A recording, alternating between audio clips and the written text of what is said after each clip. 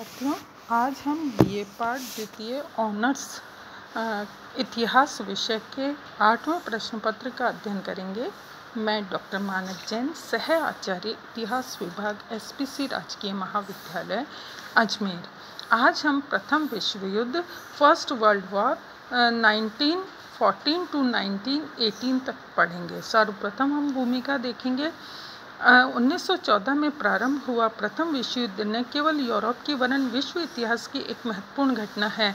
इससे पूर्व हुए समस्त युद्ध क्षेत्रीय स्तर पर लड़े गए थे अथवा 2-3 देशों के मध्य हुए थे, किंतु इस युद्ध ने विश्व का लगभग प्रत्येक देश उलझा हुआ था तथा किसी न किसी पक्ष को समर्थन दे रहा था। अत्यंत उच्च स्तर पर लड़े गए इस युद्ध में पहली बार गोरी, पीली, काली, भूरी जातियों ने एक दूसरे की हत्या करने में भाग लिया तथा युद्ध की लपटें शीघ्र ही पूर्व, पश्चिम, उत्तर, दक्षिण, जल, आकाश में फैल गई। शीघ्र ही संपूर्ण विश्व इस युद्ध की आग में घिर गया। इस युद्ध की आशंका बहुत समय पूर्व से ही की जा रही थी।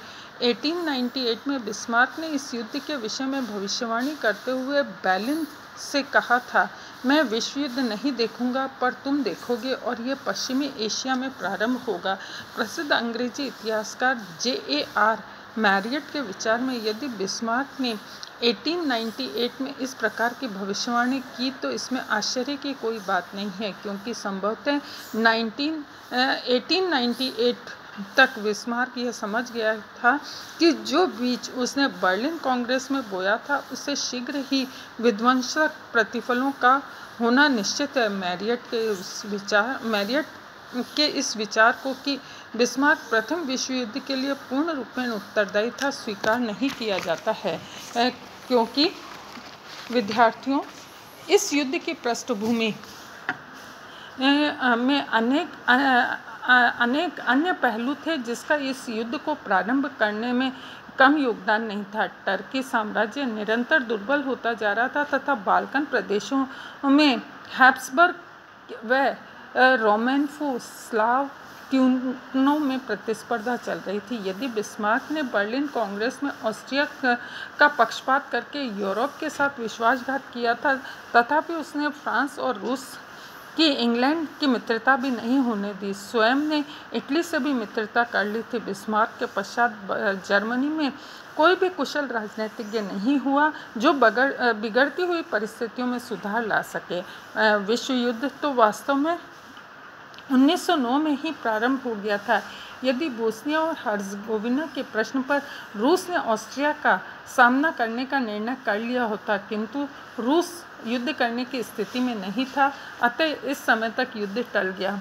प्रथम विश्व युद्ध के कारण 1914 में प्रथम विश्व युद्ध प्रारंभ होने के प्रमुख कारण इस प्रकार है: दल प्रथा, गुप्त कूटनीति, राष्ट्रवाद की भावना, साम्राज्यवादी प्रतिस्पर्धा, सैनिकवाद की भावना, अंतर्राष्ट्रीय संस्था का अभाव, लॉरेंस और अल्सस के प्रदेश, बोस्निया और हर्ज़ेगोविना का प्रश्न, मोरक्को संकट, परतंत्र इटली, बाल्कन का युद्ध, विलियम केसर द्वितीय की महत्वाकांक्षाएं, समाचार पत्र और इसी प्रकार से कुछ अन्य कारण थे जो कि प्रथम विश्व युद्ध के लिए उत्तरदायी माने जाते हैं।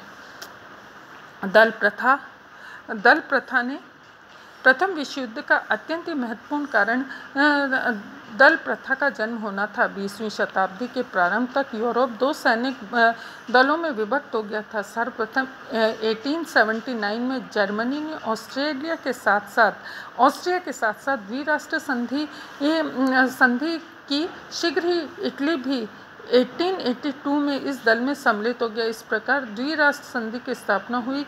इस समय तक जर्मनी में बिस्मार्क शक्ति में था तथा उसकी विदेश नीति का एक प्रमुख उद्देश्य फ्रांस को पृथक रखना था, किंतु 1890 में उसके पतन के पश्चात जर्मनी की ओर ध्यान दिया गया। इंग्लैंड बहुत समय पूर्व इस समय तक शानदार पृथकत्व की नीति का पालन कर रहा था, किंतु इस समय उसे अपनी सुरक्षा के लिए यह सोचने के लिए विवश होना पड़ा कि यूरोप की महान शक्तियों में केवल वही एक देश है जो अकेला है, और ऐसी स्थिति में यदि किसी देश से युद्ध करना पड़ा तो उसकी स्थिति शोचनीय हो जाएगी। 1904 में इंग्लैंड ने फ्रांस से संधि की और रूस भी इस संधि में शामिल हो गया। हार्दिक मैत्री संबंध की स्थापना हुई और इस प्रकार यूरोप दो सैनिक दलों में विभक्त हो गया। गुप्त कूटनीति 20वीं शताब्दी के प्रारंभ तक कूटनीति में भी भ्रष्टता व्याप्त होने लगी, जिसका आधार धोखा व झूठ था। संधियां गुप्त होने लगी तथा उनके विषय में जनता व अन्य देशों के राजनीतिज्ञों को कोई जानकारी नहीं रहती थी। गुप्त राजनीति व नीति की भ्रष्टता का उदाहरण इटली की नीति थी। इटली यद्यपि जर्मनी और ऑस्ट्रिया के साथ त्रिराष्ट्र संधि कर चुका था, तथापि विद्यार्थियों वो गुप्त रूप से इंग्लैंड एवं फ्रांस से भी मित्रता की बात कर रहा था। नेक्स्ट है राष्ट्रवाद की भावना। प्रथम विश्व युद्ध का एक कारण उग्र राष्ट्रीयता की भावना को होना है। इस समय यूरोप में उग्र राष्ट्रीयता दो प्रमुख राष्ट्रवादी आंदोलन चल रहे थे, पान जर्मन आंदोलन और पान स्लाव आंदोलन। फ्रांस और जर्मनी तथा इंग्लैंड और जर्मनी में निरंतर कटु हो रहे संबंधों के कारण राष्ट्रीयता की भावना ही थी। साम्राज्यवादी प्रतिस्पर्धा। यूरोप की महान शक्तियों में प्रत्येक देश अधिक से अधिक उपनिवेश स्थापित करने के लिए प्रयत्नशील था, क्योंकि देश के सम्मान और आर्थिक कारणों के लिए यह आवश्यक था। औद्योगिक क्रांति ने उपनिवेशों के महत्व को और भी बढ़ा दिया। इंग्लैंड व फ्रांस के पास अनेक उपनिवेश थे। जर्मनी में जब तक बिस्मार्क सत्ता में रहा, उसने इंग्लैंड से इस संबंध में प्रतिस्पर्धा करने का प्रयत्न किया, किंतु बिस्मार्क के पश्चात जर्मनी ने भी उपनिवेश स्थापित करने का प्रयास किया। जर्मनी की इंग्लैंड और फ्रांस के उपनिवेशों पर दृष्टि थी। ऐसी स्थिति में संघर्ष होना आवश्यक था। सैनिकवाद की भावना। यूरोप में 19वीं शताब्दी के अंत तक विद्यार्थियों उग्र सैनिक भावना का जन्म हुआ। तीव्रता से चारों ओर इसका प्रसार हुआ। प्रत्येक देश में सेना के विस्तार और हथियारों के लिए प्रतिस्पर्धा उत्पन्न हो गई।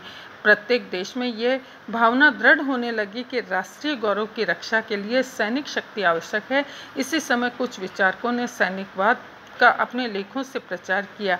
टिटस्की ने अपनी कृति पॉलिटिक्स में बल प्रयोग ही अधिकार है के सिद्धांत को सहारा है। फ्रांस ने भी दार्शनिकों ने इसी प्रकार की भावना को प्रोत्साहित किया। इस प्रकार सैनिकवाद की भावना यूरोपीय राष्ट्रों में निरंतर युद्ध की ओर अग्रसर होती रही। नेक्स्ट है अंतर्राष्ट्रीय संस्था का अभाव। विद्यार्थियों प्रथम विश्व युद्ध के समय तक यूरोप तथा विश्व में कोई अंतर्राष्ट्रीय संस्था नहीं थी जिसके द्वारा विभिन्न देशों की समस्याओं का शांतिपूर्ण ढंग से सुलझाना किया जा सके। अतः इस प्रकार की संस्था के अभाव में राष्ट्रों में पारस्परिक वैमनस्य बढ़ता गया, जिसका अंत विश्व युद्ध के रूप में हुआ। अल्सस और लॉरेंस के प्रदेश। दोनों प्रदेशों के कारण फ्रांस और जर्मनी में दीर्घकाल से शत्रुता चली आ रही थी। फ्रांस के लिए अल्सस और लॉरेंस का अधिक महत्व था, क्योंकि ये प्रदेश लुई 14वें की विजय के प्रतीक थे। इसके अतिरिक्त लॉरेंस में लोहे की खानों के कारण उसका आर्थिक और औद्योगिक महत्व था। अतः फ्रांस अल्सस और लॉरेंस पर अधिकार करना चाहता था। परिणामस्वरूप फ्रांस और जर्मनी के संबंधों में कटुता आ गई। मोरक्को संकट। 1904 में इंग्लैंड और फ्रांस की संधि हो जाने से जर्मन अत्यंत चिंतित हुआ, क्योंकि उसने अफ्रीका में अपने उपनिवेशों को हानि होने का भय था। 1905 में मोरक्को में हुए विद्रोह को दबाने के लिए फ्रांस ने सेना भेजी, जिसका जर्मनी की ओर से घोर विरोध किया। फ्रांस को जर्मनी द्वारा रखी गई अपमानजनक शर्तें स्वीकार करनी पड़ी। कुछ वर्ष पश्चात मोरक्को की में अव्यवस्था फैलने पर फ्रांस ने पुनः सेना भेजी और जर्मनी ने भी अपनी जहाजी बेड़ा मोरक्को भेजा, किंतु इस समय तक स्थिति में परिवर्तन हो चुका था, क्योंकि 1907 में हार्दिक मैत्री संबंध स्थापित हो चुका था। इंग्लैंड ने भी इस अवसर पर जर्मनी को धमकी दी, जिससे जर्मनी को पीछे हटना पड़ा, किंतु प्रतिशोध के अवसर उसे ढूंढने पड़े। बाल्कन युद्ध। प्रथम तथा द्वितीय बाल्कन युद्धों के परिणामस्वरूप यूरोप की स्थिति में महत्वपूर्ण परिवर्तन हुआ। सर्बिया को काफ़ी भूमि प्राप्त हुई, जिसका अप्रत्यक्ष लाभ रूस को था। इन युद्धों में ऑस्ट्रिया और जर्मनी को पर्याप्त अहित हुआ, अतः स्पष्ट हो गया कि यदि ऑस्ट्रिया और जर्मनी अपने हितों को प्राप्त करने का प्रयत्न करेंगे तो युद्ध आवश्यक है। विलियम केसर द्वितीय की महत्वाकांक्षाएं। जर्मनी के शासक केसर द्वितीय प्रथम विश्व युद्ध का जन्मदाता कहा जाता है। जब तक बिस्मार्क जर्मनी में शक्ति में रहा, सदैव फ्रांस को पृथक रखने तथा इंग्लैंड से प्रतिस्पर्धा न करने की नीति का पालन किया।